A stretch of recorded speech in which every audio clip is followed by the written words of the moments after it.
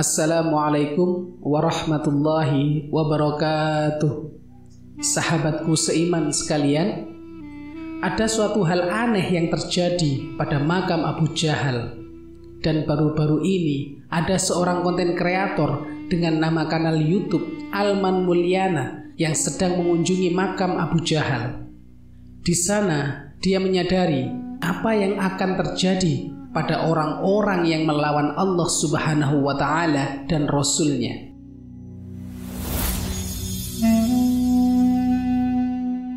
Abu Jahal dikenal sebagai musuh dari Nabi Muhammad SAW dan umat Islam yang paling keras.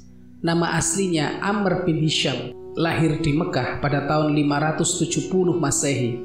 Abu Jahal berasal dari suku Quraisy, di mana suku Quraisy merupakan salah satu suku yang paling dominan di Mekah pada masa itu. Sahabatku seiman, Abu Jahal merupakan seorang saudagar kaya yang terkenal akan kebijaksanaan dan kecerdasannya, sehingga para tetua dari kaum Quraisy sering meminta bantuannya dalam menghadapi berbagai masalah. Dan karena hal ini pula, para tetua dari kaum Quraisy memberikan julukan Abu Al-Hakam atau Bapak Kebijaksanaan. Namun gelar yang diberikan oleh para tetua kaum Quraisy tersebut dikoreksi oleh Nabi Muhammad SAW. Dan kemudian Nabi Muhammad memberikannya gelar Abu Jahal atau Bapak Kebodohan dan Fir'aun al-Ummah atau Fir'aunnya umat Islam. Nabi Muhammad mengatakan, barang siapa yang memanggil Abu Lahab dengan nama Abu Al-Hakam, maka mereka sebenarnya telah membuat kesalahan yang besar. Mereka harus meminta pengampunan kepada Allah Subhanahu wa Ta'ala. Sahabatku seiman sekalian, Abu Jahal adalah seorang musyrik yang gigih, yang sangat tidak menyukai Nabi Muhammad dan agama Islam. Ia selalu mencari kesempatan untuk menegur, mempermalukan, memfitnah Nabi Muhammad. Bahkan dia juga merencanakan pembunuhan kepada Nabi Muhammad SAW. Astagfirullah. Begitu bencinya dia dengan Nabi Muhammad dan Islam. Dia yang melempari Nabi Muhammad dengan kotoran unta. Dia yang mencegah ayat-ayat Al-Quran untuk didengarkan orang-orang. Dan dia pulalah yang menghukum para mu'alaf. Seperti seorang budak yang bernama Harithah binti Al-Mu'ammil yang dia pukuli hingga kehilangan kedua penglihatannya. Selain itu, dia juga pernah menikam Sumayyah binti Khayyat dengan tombak tepat di bagian kemaluannya hingga menewaskan budak tersebut. Na'udzubillah summa na'udzubillah.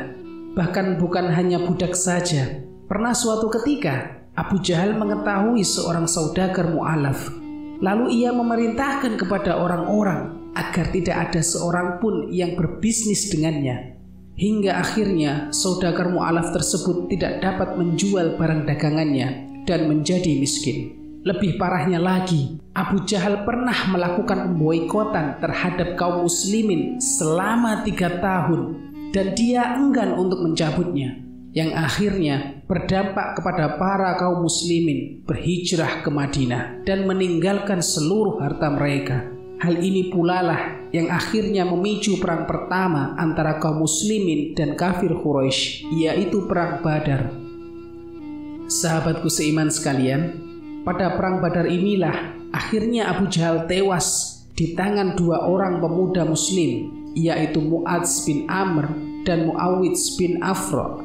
Mereka berdua berhasil membunuh Abu Jahal lalu memenggal lehernya untuk diserahkan kepada Nabi Muhammad SAW. Kemudian Nabi Muhammad memerintahkan para sahabat untuk menggali lubang yang besar, yang kemudian lubang tersebut akan digunakan untuk mengubur semua mayat dari kaum kafir Quraisy yang lalu dilempari dengan batu hingga menutupi lubang tersebut.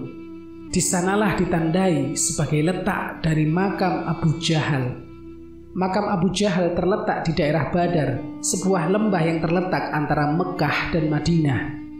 Makam itu tidak terurus hingga sekarang. Bahkan semua orang yang datang ke makam Abu Jahal tersebut mendapati keanehan yang mengejutkan mereka semua. Bau busuk yang sangat menjijikkan tercium dari makam Abu Jahal, dan bau ini seolah-olah menyampaikan kepada seluruh kaum muslimin betapa buruknya seorang Abu Jahal. Kini, makam Abu Jahal menjadi pengingat kepada semua orang bahwasanya apa yang akan terjadi pada siapa saja yang menentang Allah Subhanahu wa Ta'ala, dan menjadi contoh bagi semua musuh-musuh Islam.